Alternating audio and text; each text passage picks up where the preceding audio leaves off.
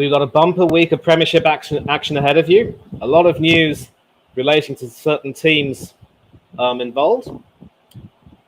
It's about that time, and we are going to get right underway. As always, thank you for joining us.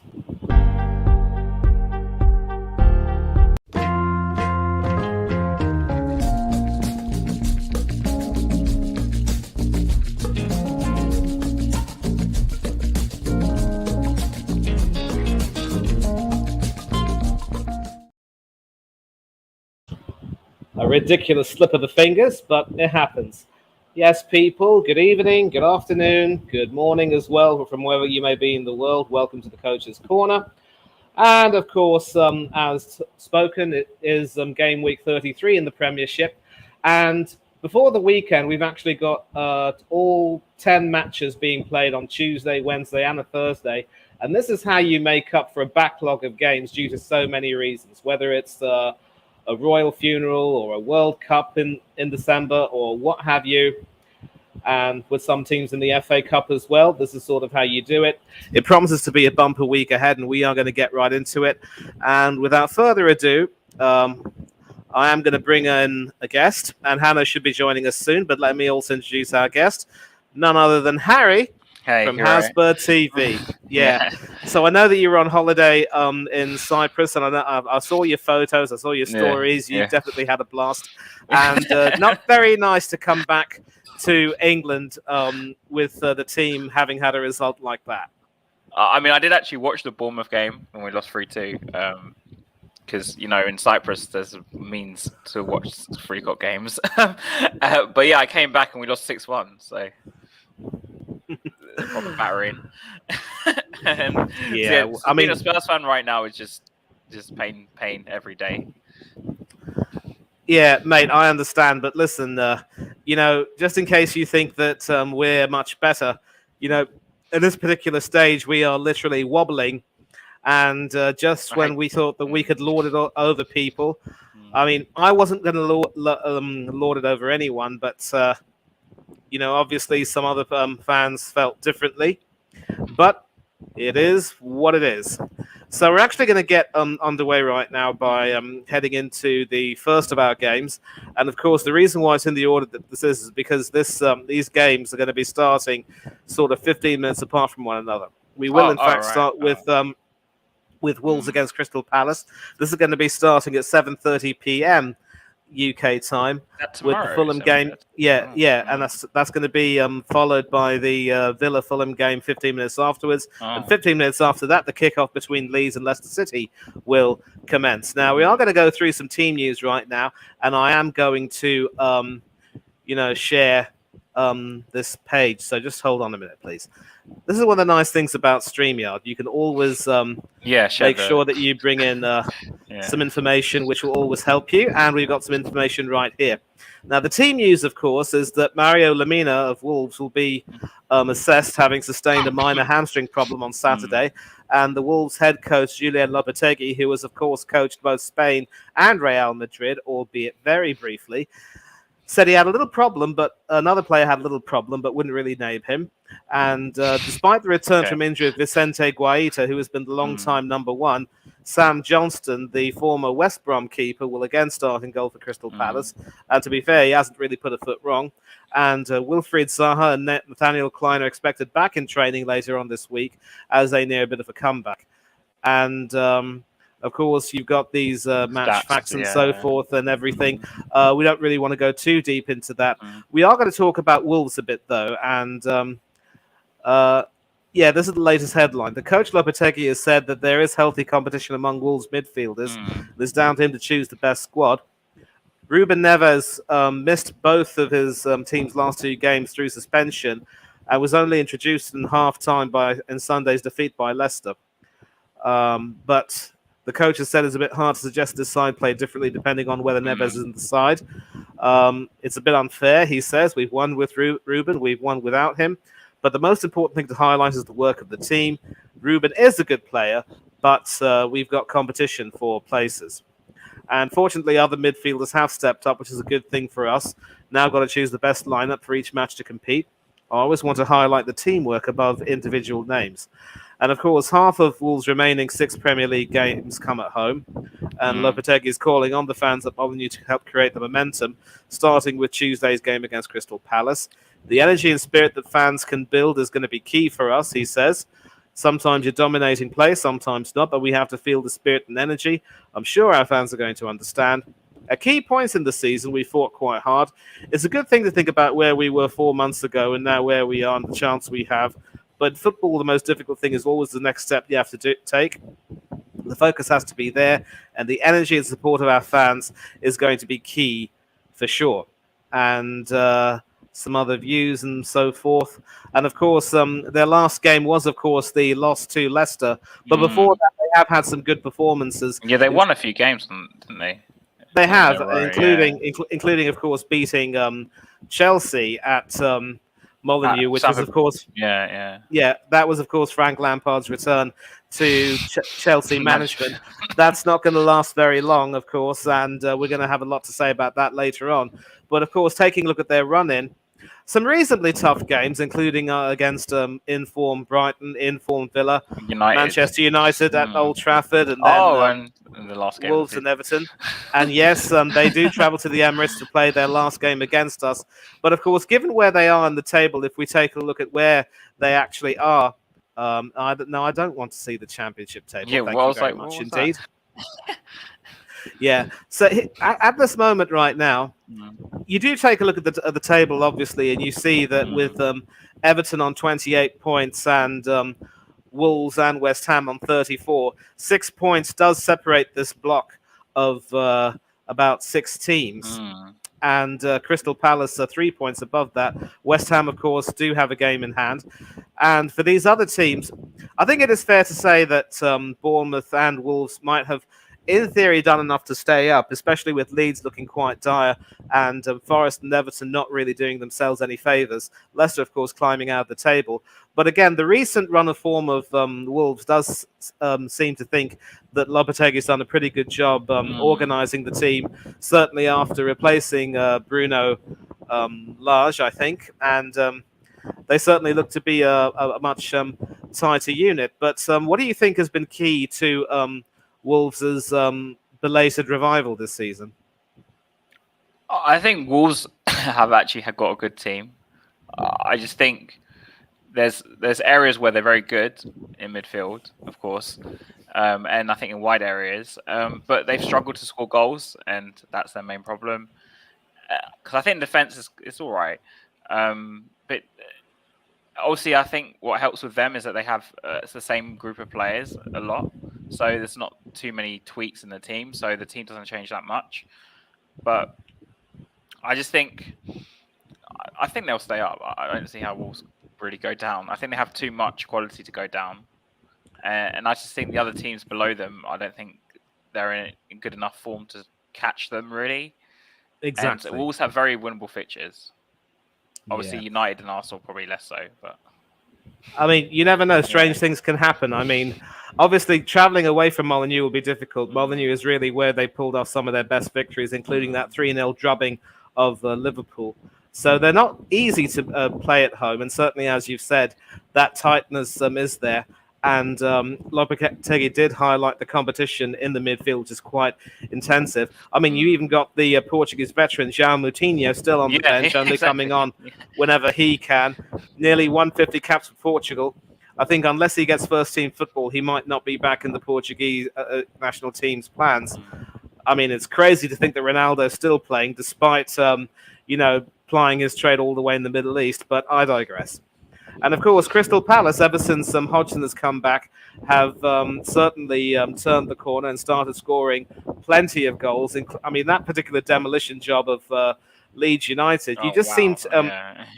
I mean, Leeds first of all absolutely looked dire because Liverpool went and bettered that, and then of course things have not looked better for Leeds since, and you really do start to wonder with Ruben Sellers coming in. I mean, watching that, not Ruben Sellers, Gracia, watching his defense, just get torn to shreds like that. Ireland Melia is a decent shot stopper, but he is going to have to take a look at a lot of those goals he I disagree. conceded. I'm not a big fan of the Leeds goalkeeper at all. Yeah, but I'll come to that. I'm saying he is a decent Right. shot stopper, but he Yeah. will have to look back on some of the goals he has in fact conceded. And I think you just wonder, goals were a bit of a problem under Vieira, but under Hodgson they've scored many. What do you think seems to have been the difference that Hodgson has, brought? I know it sounds probably a very simple answer, but because Hodgson was manager at Palace before, it's kind of like going back to an old job that you were somewhat good at.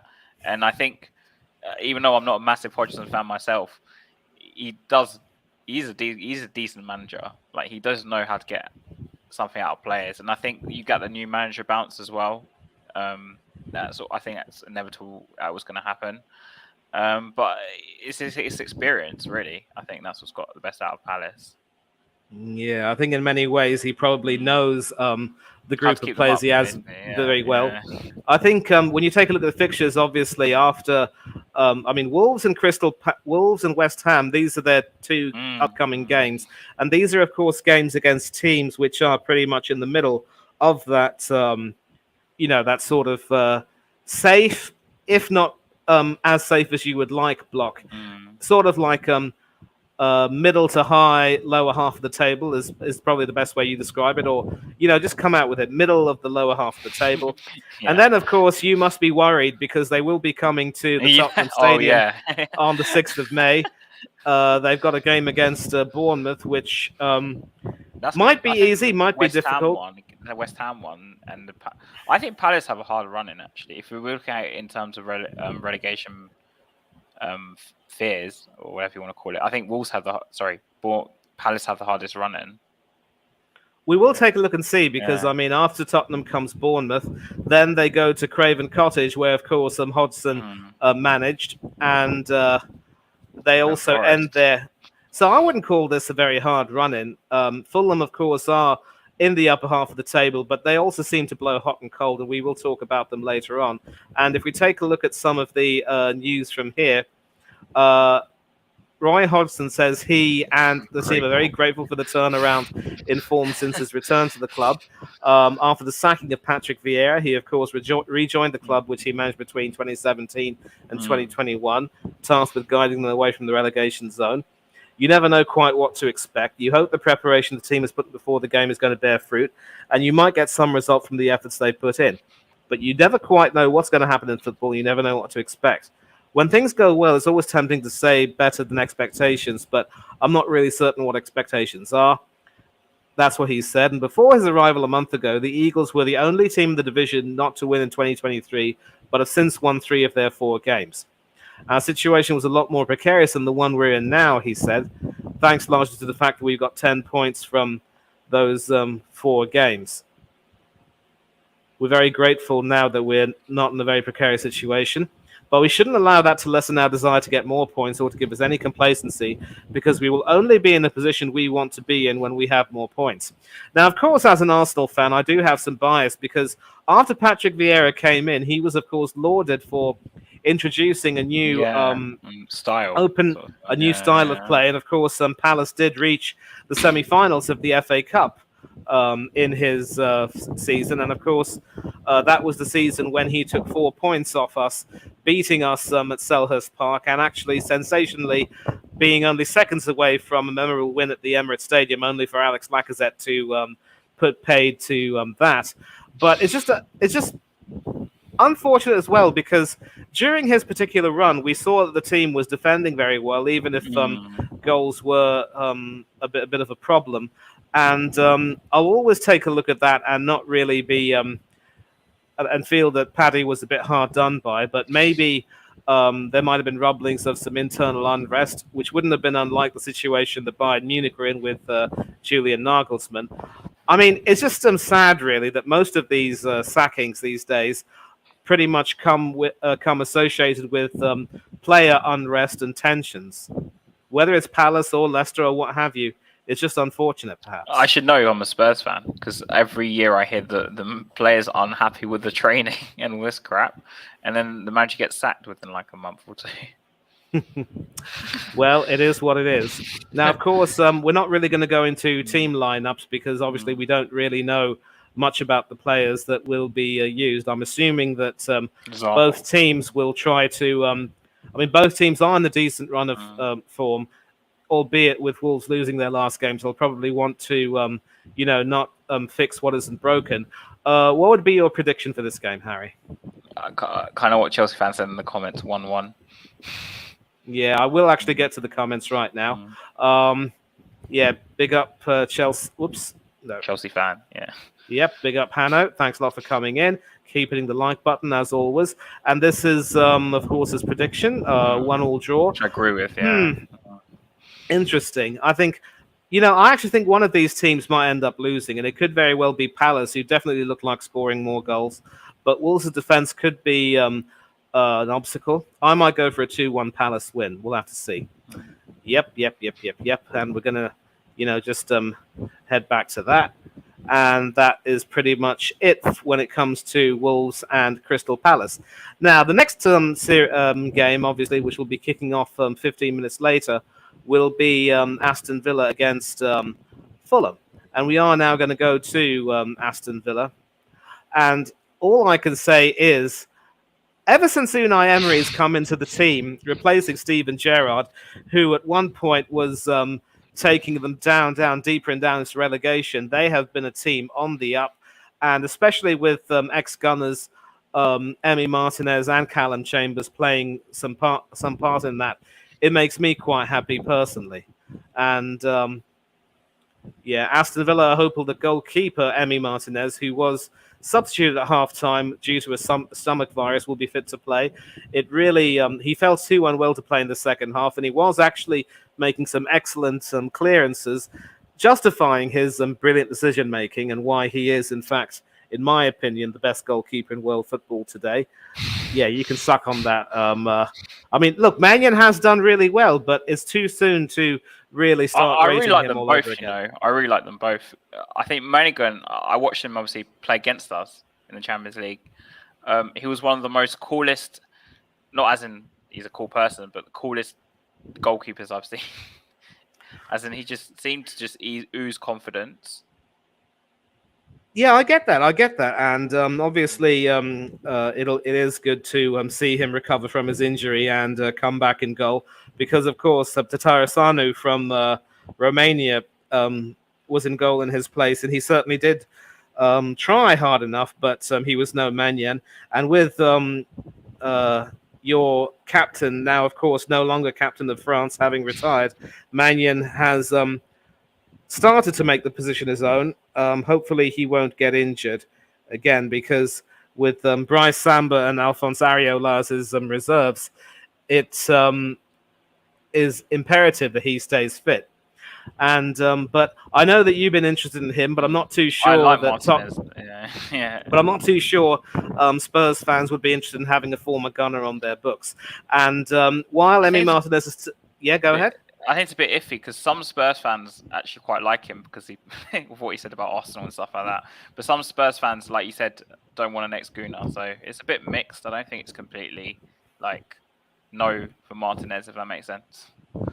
Yeah, I mean, as far as I'm concerned, he still loves the club. He was just unhappy not getting the chances he felt he deserved. But anyway, it's all over and done with now. And I say we seem to have Hanno in the chat already. Hanno, good evening. How are you? I'm good, man. Can you hear me? Yep, can't complain. So the rest of the team news is that Aston Villa are still without Matty Cash, Boubacar Kamara, Philippe Coutinho, and Leon Bailey. Cash, of course, is a big loss because he has been terrific this season. And although Ashley Young has certainly performed quite manfully, age is starting to catch up with him a little bit. And we saw how when Harvey Barnes skinned him down Leicester's left-hand side, pace is not really what he has. Camera is not so much of a loss because he doesn't really have good ball control. Coutinho, very sad. Bailey, also quite inconsistent. But I'm sure they'll be able to pull out a result against Fulham. And certainly the game against Brentford was a big test for them, which they were able to somehow pass. And then, of course, for Fulham, Daniel James is available, having been ineligible to face his parent club, Leeds United, at the weekend. But top scorer Alexander Mitrovic is still serving an 8-match suspension, and this will almost certainly be a bit of a problem because we will take a look at Fulham in a minute, but we are going back to Aston Villa. And of course, Unai Emery basically trying to urge some calm.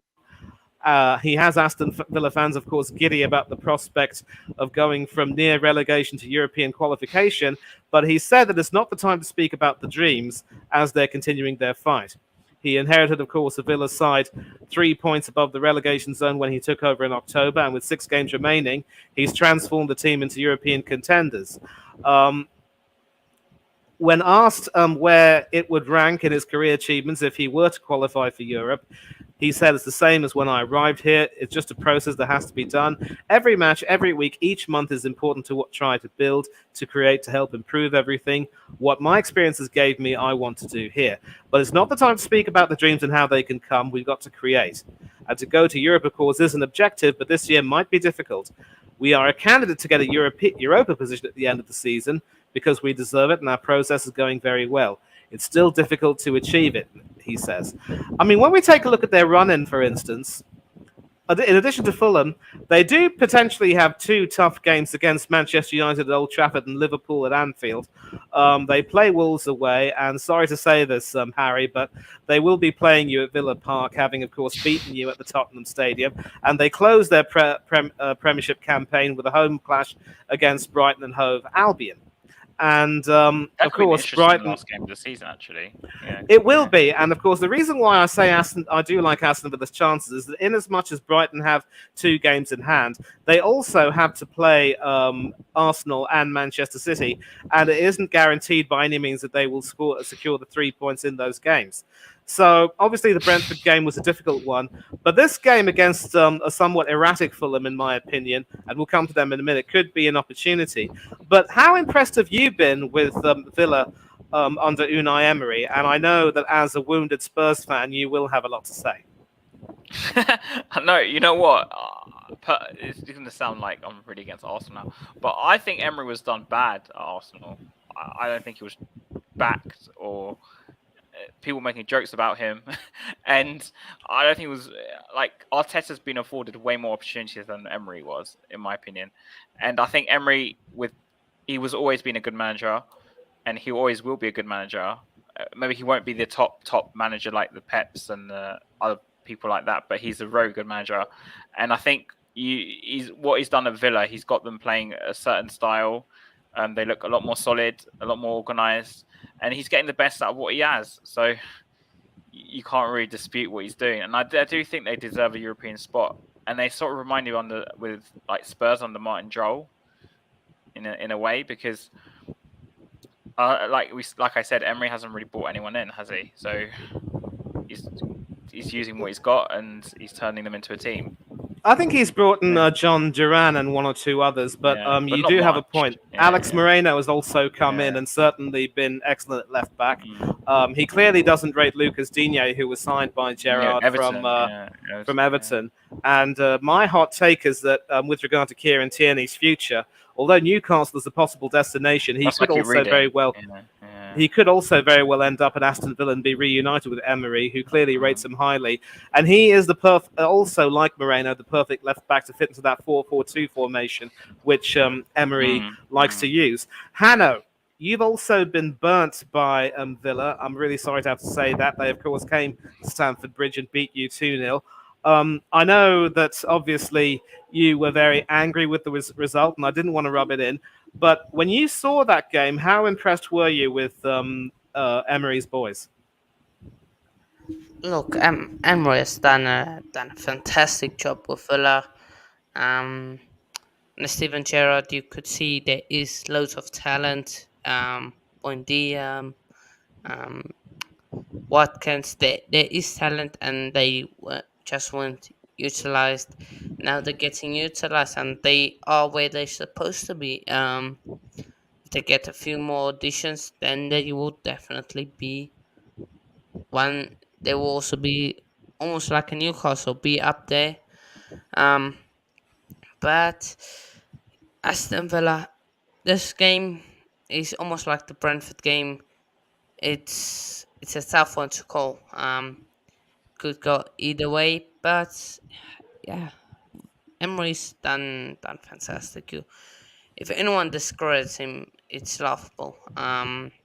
Yeah. But yeah, I agree, and I will actually respond to the Emery issue because obviously, as an Arsenal fan, I saw the best of him, but I also saw the worst of him. And I will say that yes, in many ways, he did deserve to be backed a little bit more. Certainly, the amount of backing that Arteta was given in comparison to Emery was shocking.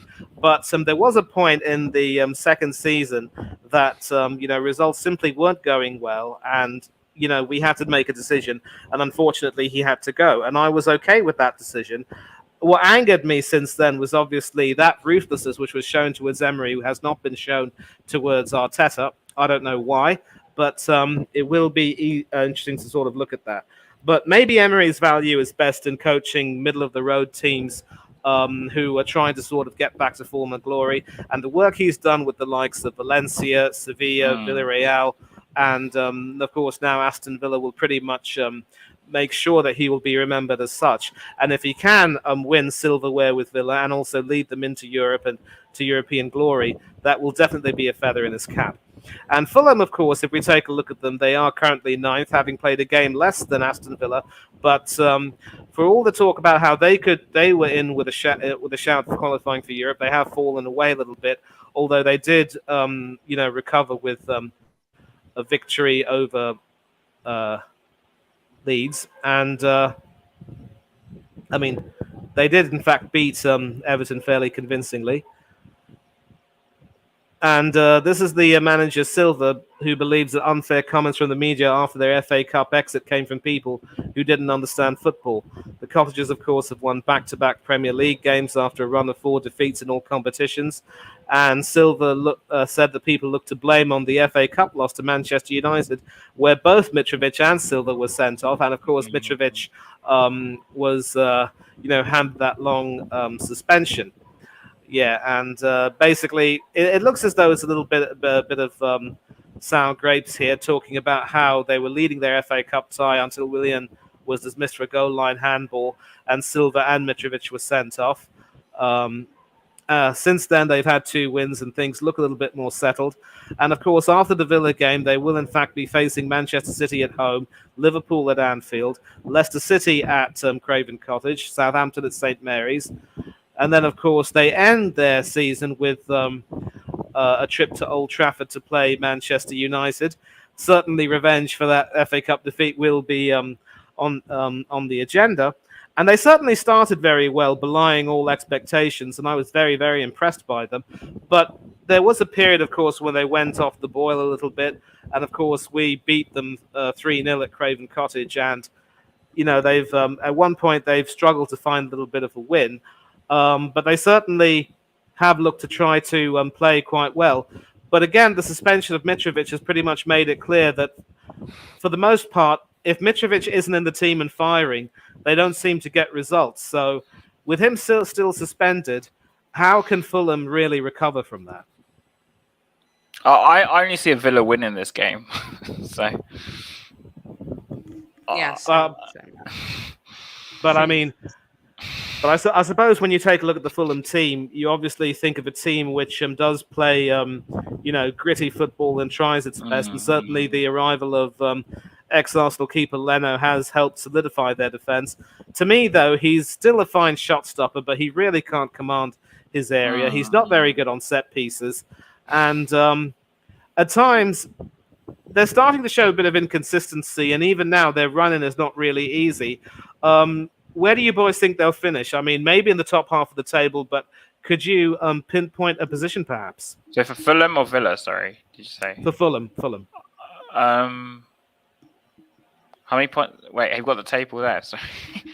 Yeah, the table. Yeah, I'll show you the table again. And keep going. Yeah. So this is where Fulham are. Yep. I think they'll finish where they are. Because I can't see them going above Liverpool, Brighton, and Villa. No, I can't see it. I think they'll finish where they are, 9th or 10th. 9th or 10th for me. 9th or 10th. Yeah, right. So I wonder if we have any predictions. We've got some more comments here. So Chelsea fan has gone for a 2-1 win. I'm actually going also for a 2-0 win because without Mitrovic, I don't see any goals in this game. TJ Warren in the building. Big up, Hanno, Manny, and Harry. I will not dignify that last comment with a response. How many Shame on players are you. getting? Knock it 0. off! TJ, none of this, okay? Cut it out. And whoever put this comment as a star comment, I have no idea. I'll tell no, you yeah. the 0 points. There you go. Happy. Okay, enough. But anyway, now we're going to take a look at Leeds against Leicester City, and Leeds Our are looking prediction. in absolute trouble. No, they're in Yeah, trouble. you can start with your prediction, and then we'll sort of discuss a little bit about the run-in and so forth. This is a tough game to So call, I think. Oh, sorry, is Hannah going? Oh. my prediction for the Palace game is 2-0 No, Leeds and Palace, Leicester. Yeah, 2-0 Palace, right? and then 2-0 Aston Villa. What's your prediction? I'm saying for the Villa game? 3-0 Aston Villa. Oh my! It's 3-0 I've gone Villa. for 2-0. I don't think Villa will score too many. As long as Watkins gets on the score sheet, they're going to try to, tighten up. But anyway, what about Leeds and Leicester? Tough one. We'll take a look first of all at the team news, of course, and Liam Cooper You know and what? Max Leeds are Mowbray. so bad right now. Yep, they are. And so are They Leicester. are. So They I are. don't know. I No, think, Leicester at least are showing signs of recovery right now. Of course, I think Cooper I'm and going Mowbray back Fitness. Leicester on this one. Yeah, Right next to each other, literally. yeah. I'm also going to back Leicester because Leeds, obviously, on the back of their defeats, look really, really low on confidence right now. I'm gonna Tyler say Adams. 2-2. 2-1 for Very, me. very confident prediction. Of 2-2. course, Cooper and Vobra fitness doubts, having been unable to train on Monday after returning from injuries to play at the weekend. Tyler Adams and Stuart Dallas are still unavailable. As for Leicester manager Dean Smith, he'll be hopeful that James Maddison, Harvey Barnes, and Jamie Vardy can be available. Maddison and Barnes missed the win over Wolves because of illness and injury, and Vardy was withdrawn at half-time with an ankle issue. Leeds obviously look desperately in trouble, and several people have now said that the confidence that they've had in Leeds staying up has, waned a bit. BBC Radio Leeds' Adam Pope saying he was seething on the way home, feeling really angry about another defeat and losing confidence. And of course, when you take a look at Leeds' run-in, they've got Leicester, they've got Bournemouth, Manchester City, Newcastle, West Ham and Tottenham. To be a Leeds fan at this particular point is really to have a sort of a death wish, really. And it's another example, in my opinion, of how when you are basically in the midst of a relegation fight, when we take a look at Bournemouth, who have, for better or worse, stuck with Gary O'Neill. Yeah. They're in a little bit of a better position right now, and obviously the extenuating circumstances meant that there was no way they could sack him. But both Leeds and Leicester obviously went ahead and sacked their managers. Jesse Marsh was sacked by Leeds, and Brendan Rodgers, of course, was sacked by Leicester. And Leicester's run-in after that morale-boosting win over Wolves sees them play Everton, who are, of course, below them.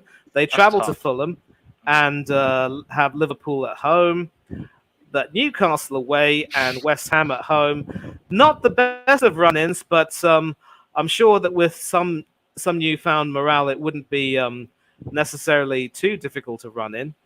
That Newcastle game depends. If Newcastle are already in the top 4, I think they could get something there. But maybe, and and one player, of course, who's come back into the team under Dean Smith is Kaglar Soyuncu. His recent performance is making a mockery of Brendan Rodgers' decision to leave him out of the side. He was, of course, in the Team of the Year in 2020, but he only made 2 appearances off the bench this season in the Premier League, and now he started both of Dean Smith's first 2 games in charge. You've got to be believed in and to be trusted. It's exceptionally important. That is, of course, what Matt Piper said on BBC Radio Leicester. But if he wasn't putting in the effort and training to be at the level that Brendan required to his first 11, how on earth is he still this fit? So he can't have not been putting it in. So he's making an absolute mockery of what Brendan thought was right for the football club.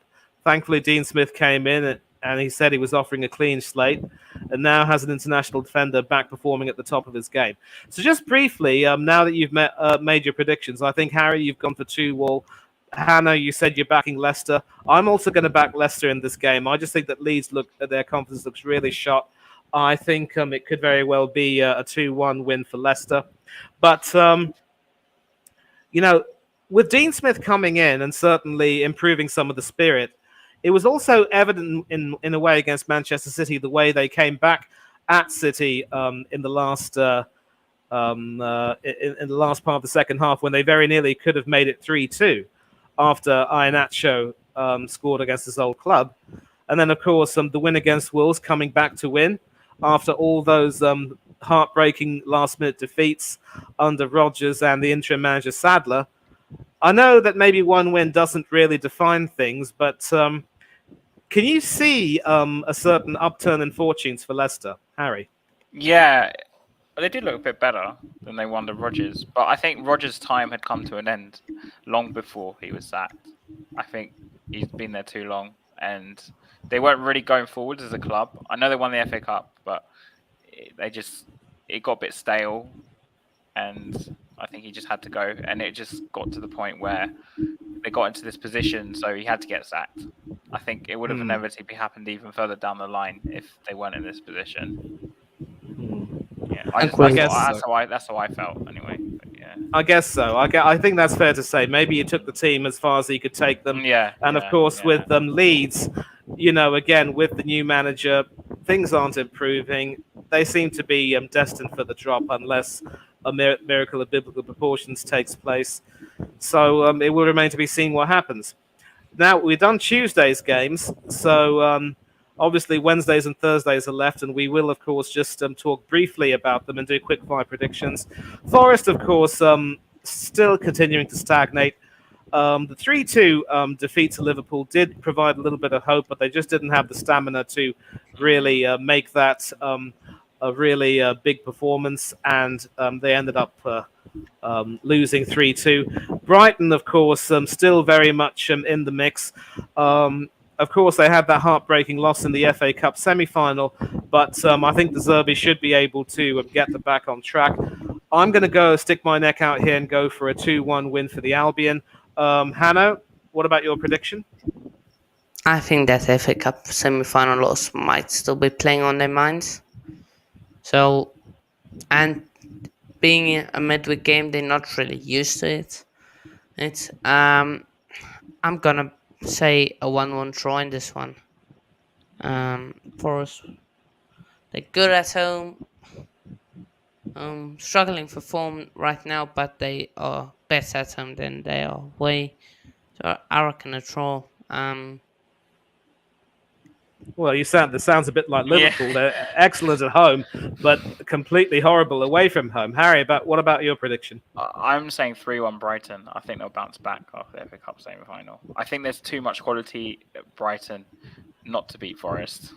And I know it's at Forest, but I think Brighton it's too organised. They're too drilled to just let it go off now. And I think Brighton will be looking at the season now as to try and fight for European spot. So it's the only thing they've got left, and I think they'll go full throttle. Yeah, and of course, had they reached the final, I think they would have been guaranteed a European spot. Yeah, I think so. But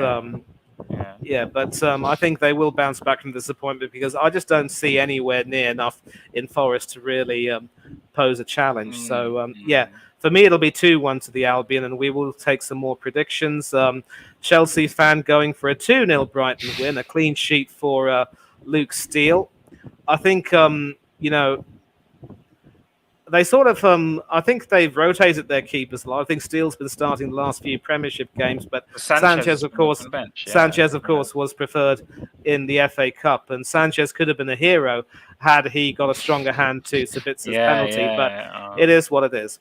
Hanno, coming to you, son. Yay. West London derby, Chelsea against Brentford. Frank Lampard. It's a battle of two Franks. Tommy Frank against Lampard Frank. And I can tell from the tone of your voice that you're not looking forward to this one. And certainly... I forgot you. I was going to say if you're going, but I just realised where you live. Sorry. So But look, it's a chance to secure another season in the Premier League to get to 40 points. And it's just 1 point. We just need 1 point. That's all we need. you're Um, talking as if you're in a relegation battle there. well, we are. We are. If we look our fixtures, we're probably going to get 0 points. We 12 points from the drop zone, so anything's possible. In Premier League. So um, yeah. This one, I think it's either going to be a Brighton hammering, like a 2 You 0 mean a 3 Brentford 0. hammering? Yeah. Oh, sorry, Brentford, Brighton. It's because both are doing so well. Um, but yeah, we could get a piece of West London back. Won't overtake them, of course, but just get some bits of pride again. This is a tough one. It Well, always you should be breaks happy. my heart Poch is to hear coming. you. Poch is going to Chelsea, so you should be happy. Yeah, Poch is going to Chelsea. It's a done deal now. He's got. Yeah, it's a done Yeah, deal. but quickly before I get your yeah, sorry. What was your prediction, Hannah? I'm gonna say 1-1.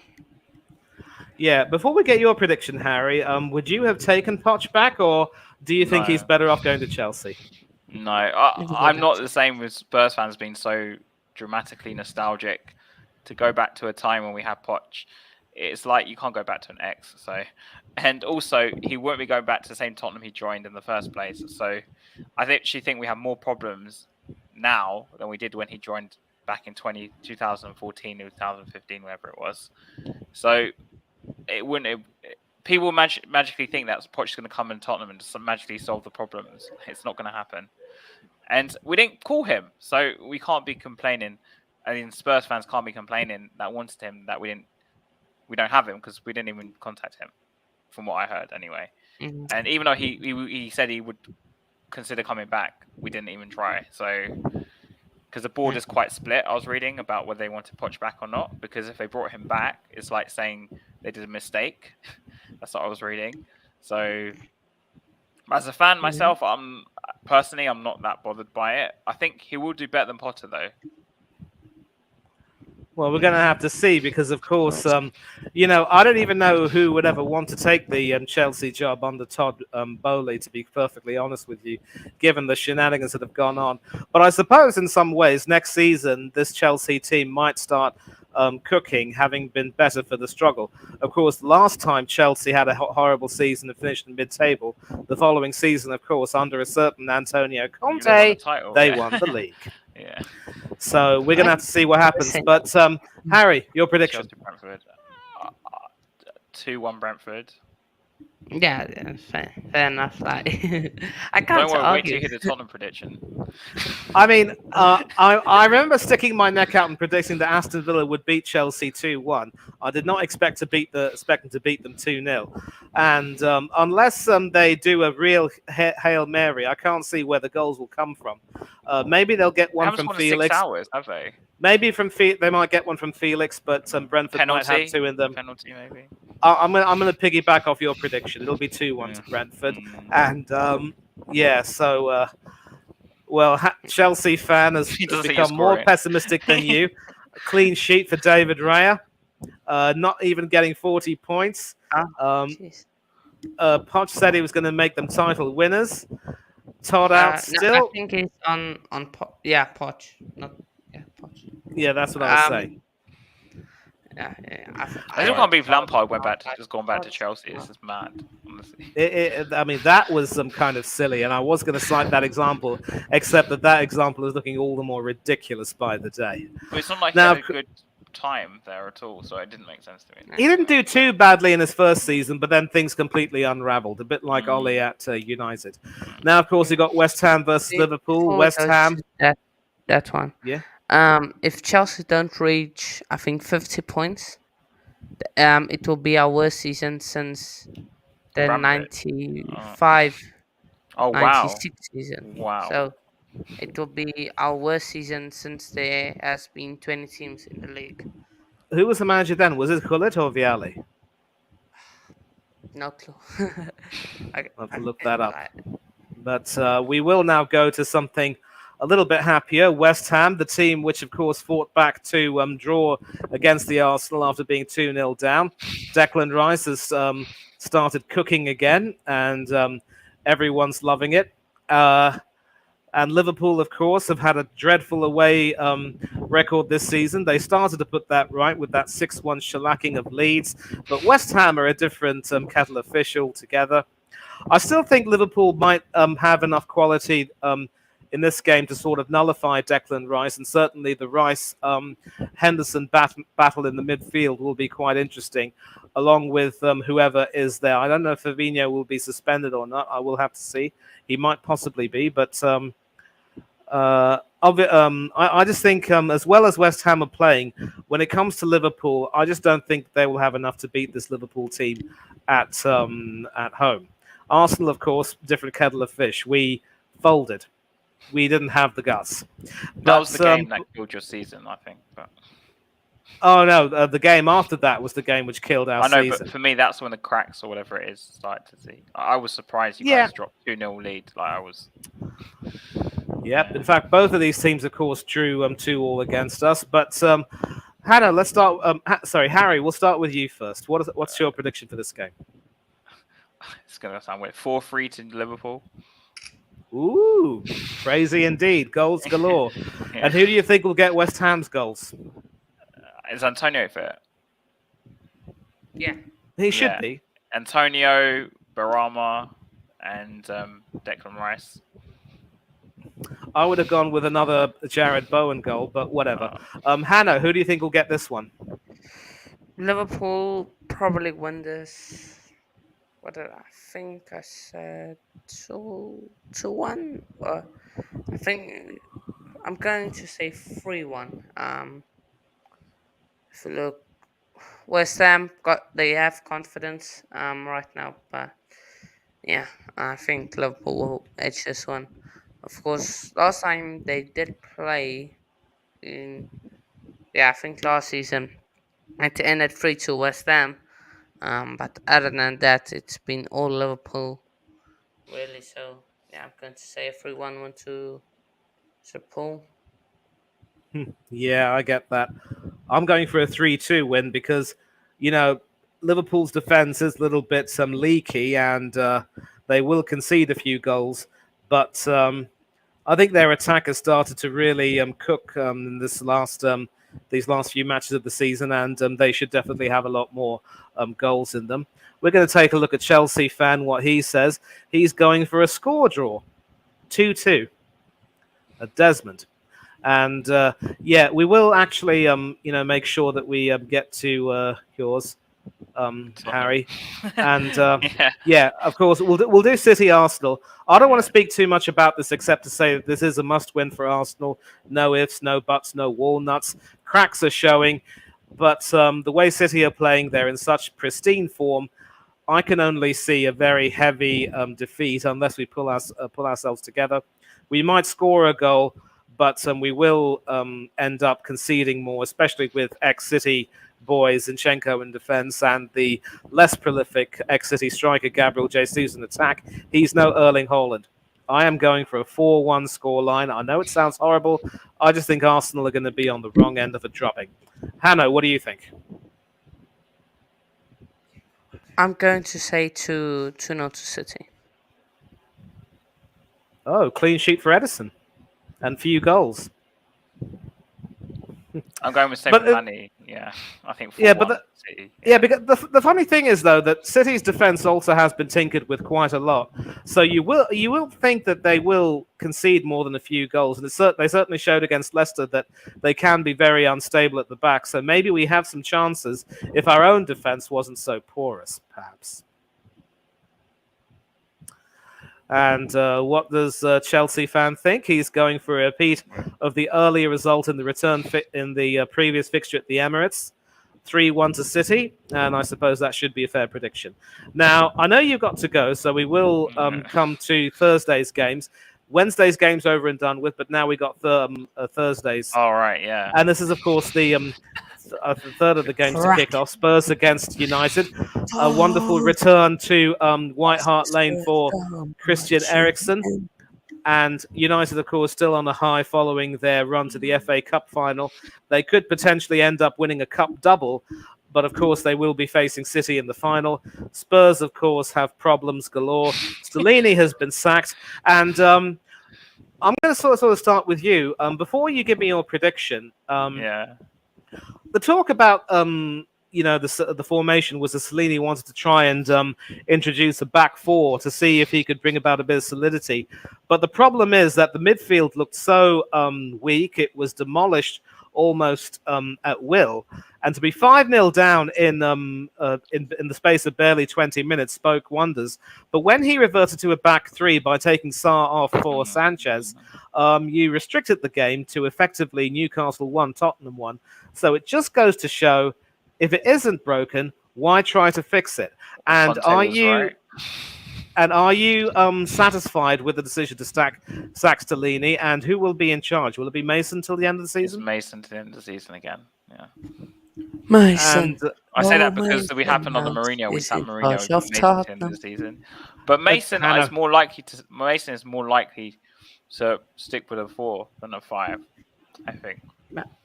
Aaron, don't you think maybe it's because now Guzman is now free? And he's going to be a top target right now. But if we get him now, I think we have to pay buying a big fee. I was reading, so we won't get him now. I think it's talks. If there's any talks, it's probably talks. But as for Tottenham, I mean, where do you want to begin? We're just a mess. Conte was absolutely spot on in his assessment in his final presser. I do not dispute it at all, but inevitably, after saying what he said and slating his employers, he was going to get sacked. So but for me, if he was going to sack Conte, you bring in someone like Harry Redknapp to the last 10 games, or someone at least different, because you bring in Stellini. Stellini, I'm sorry, he's never managed a team before. He's managed like as an assistant, but managing a team and being the actual boss is totally different. And he probably thought going to a back four, because Spurs fans were clamoring for back four. Not me, but there was a lot that were saying, "Oh, change it to a 4 because we'll be more attacking," and blah blah blah. We changed it to a 4, and then look what happened. We conceded 5 goals in 20 minutes. So it proves, if you have centre halves that we have, like, you can't. We don't have to. Honestly, guys, Spurs do not have 2 capable centre halves to play together in the back 4. That's why we have to play a 5 at the back or 3 at the back, 3 centre halves, however you want to see it. And if you look at Arsenal under Arteta, when Arteta came in, you guys had a real mess at the back, and he was playing a 5 at the back, remember? Because at the time, you didn't have 2 capable centre halves to play together in the back 4. Now you do, with Saliba and Gabriel as your starters. You can play a back 4 because it's just more solid. You have like a base at least. Spurs don't even have a base. We have Eric Dyer in the middle of defence, and he's just a clown. And it's just the problems are so many problems at Tottenham. I could go into it for another hour. One thing which I will talk about is the decline in form of a certain World Cup winner in that back 3 or back 4. Romero looked absolutely awful in that first He's half. on holiday, Manny. In my opinion, he's on holiday. Like, he came back from the World Cup, and he's just. But it's like he's. Ari, don't you think it's maybe he's still good, but he can't paper over all the cracks in your defense? Like, maybe I see what you're saying, Hanno, but it's just too many bad the performances. players around him have brought him down to their level, basically. I see your argument, and there's I thought that too, but it's just his mentality, and his manner and his body language. When I watch him now, it's like he doesn't really care that much, and he just dilly dallies on the ball so much, and then he just passes it backwards or sideways, or it's such a lack of desire there. And then when he does his runs up the pitch, I don't think it's through a manager telling him to do that. I just think he does it, and because we have someone like Stellini in charge, who the players probably don't respect, that's going to happen. It's not like Stellini can control someone like Romero. I don't think Mason can control someone like Romero. Yeah. I Yeah, think it's a lot maybe, of things. but I'm not happy with Romero right now. I mean, he's just. I get that. Nobody is happy with him, and of course, coming to predictions, Chelsea fan predicts a very tight Man U win and a clean sheet for David De Gea, who has had a topsy-turvy sequence of events this past week. But obviously, with United, Ten Hag still trying to tinker with his team and waiting for injured stars to come back, and it's going to be interesting to see what happens. But Hannah, what's your prediction? And Harry, you can give us your prediction, and then I'll ask you to shout out your socials before you leave. Okay. I know. Sorry. So I just looked at it. Last time Tottenham beat Man United at home was in 2018. So they haven't beaten Tottenham at the new stadium. So, Was that sorry, Wembley? Man U. Actually, I think was that Wembley? I think. Yeah. Yeah. Yeah. Yeah, something like that. This might be a hammering. Go on, Hanno. Say your worst, because I'm going to say something pretty bad. 3-0. 3-0 United. Yeah. Okay. Harry? 3-0 United. You really are not in the mood to be positive right now, I understand. No, so listen, I know... You know why I say this? It's because it's like a mirror of, when we sat Nuno, and then we lost 3-0. That's why I'm saying 3-0. Because it's going to be a repeat of that. Yeah, I really do feel for you a lot, and I do hope that things will get better. And that's not me, hating on my club. It's me being a good person. Anyway, we will now put you on solo so that you can shout out where you are, who you are, where we can find you. So you can catch me at Hasper TV. Please go and subscribe to my channel. I'm 2 away from 260 now. I just checked today. And if you want to follow me on the social to see me moaning about Levy and Tottenham and anything else like that, go follow me at Hasper92. So my next stream, guys, will be on Wednesday at around 5:30. You guys know Oris Talks Football. We just did a stream earlier today to preview the Man United game. So he's coming on my channel along with Hardeep. So big up Oris and anyone else who in our circle. So go subscribe to those channels too. And yeah, of course, I'll be at the protest most likely on Thursday. It's at 5:30 opposite the club shop, and Levy out. Levy out indeed. And of course, just before you go, we've got 2 matches left. Everton versus Newcastle. Quick prediction. Newcastle 3, Everton 1. I'm going for that too. And Southampton against Bournemouth. This is an interesting one. I think Southampton are going to win 3-2. I'm going for a 2-1 Bournemouth win. And if you have to leave, you're welcome to leave. But thanks a lot for coming again. And Hanno and I will sort of end this stream talking about these last 2 games. But thanks for having me on, Hanno. And sorry, it's a bit last minute, but okay. Yeah, but you take care of yourself, and hope to see you again soon. Yeah, see you soon. Take care. Cheers. Bye. Yeah, Harry. Okay, so Everton against Newcastle. Newcastle, of course, fresh from that 6-1 win, travelling to an Everton team managed by Sean Dyche, lacking in goals and having a few problems on the field as well. They look a little bit clumsy and sometimes disjointed at times if their midfield isn't working too well. And certainly Gordon coming back there will add a bit of intrigue. I don't think the fans are going to give him a good reception. I certainly can't look beyond a 3-1 win for the Geordies. Hanno, what's your prediction here? If I look at the record, Newcastle got away from home against Everton. It's pretty bad record. But they also did have a pretty bad record against Spurs. That's why I backed Spurs to get a win. So I'm not doing the same mistake twice. I'm going to say 2-0 to the Magpies. And they should move. Yeah, they should stay now at third with that win. So. Yep, and the Chelsea fans gone for a 5-1 drubbing. You really can't look beyond that and say otherwise, because it is hard to see Everton's defence standing tall against the might of the Newcastle attack, which is really, doing really well. As an Arsenal fan, I had to be very, very afraid. And of course, Everton still don't know from where they can get their goals. Maybe Gray, Mope, another midfielder. We just don't know. But we'll have to take a look and see what will become of that. And do you think Everton will go down, or will they stay up?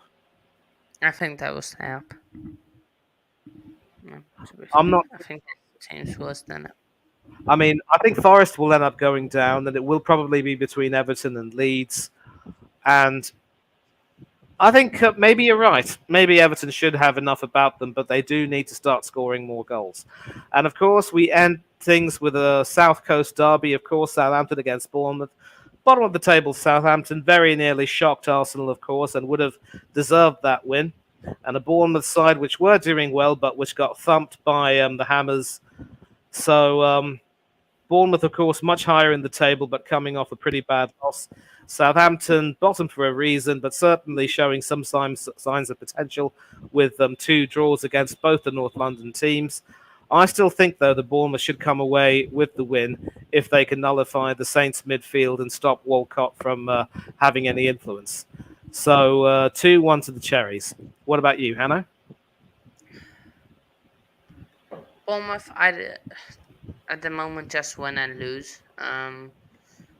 Can't really see a draw. Last time they played, at St. Mary's it ended 3-1, then 3-3, then 2-1. So 50-50 record. Recently, Southampton have got the better of them, but that was at home. That was away for Southampton. I think I'm going to back the Saints in this one. I think Bournemouth will get back-to-back losses for first time in a bit. No, actually, I'm going to say 1-1 draw. No, sorry. Jane, Yeah, for me it should be a 2. For me, it should be a 2-1 win for the Cherries. They do look a much better all-round team. I just think Billing and a few other players were off form, but they will get back to winning ways. And Chelsea fan agrees with me, a 2-1 win for Bournemouth, because, of course, Southampton are bottom of the table for a reason, and they do look sadly destined to go down. So this has been a good stream, and thanks a lot for staying on, Chelsea fan, and for being in the chat. Thanks also to TJ Warren TV for being a cheeky little devil. And Hanno, thank you very much indeed for arranging the stream and having me host it. And there really is nothing much else that can be said at this point, except are you looking forward to these upcoming midweek games? Hanno? Well, apparently he's left the chat, but maybe he has some work to finish. But I will end the stream now in a few minutes, and I want to thank once again everyone who's been in the chat and everyone who's watching this video. You're the ones who make this video what it is.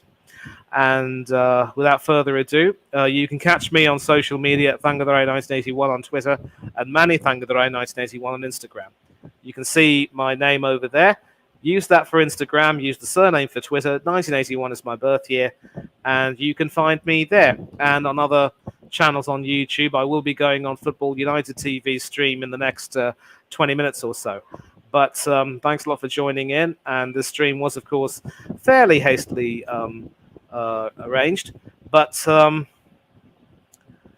we've been able to cover all matches as best we could. And, of course, big up to Harry from Hasper TV, and we will be doing a few more Premiership streams between now and the end of the season. So take care of yourselves, have a good evening, have a good night, have a good rest of your day wherever you are in the world. Don't do anything that Hanno and I and Harry wouldn't do, but for now I will be taking leave of you. Cheerio.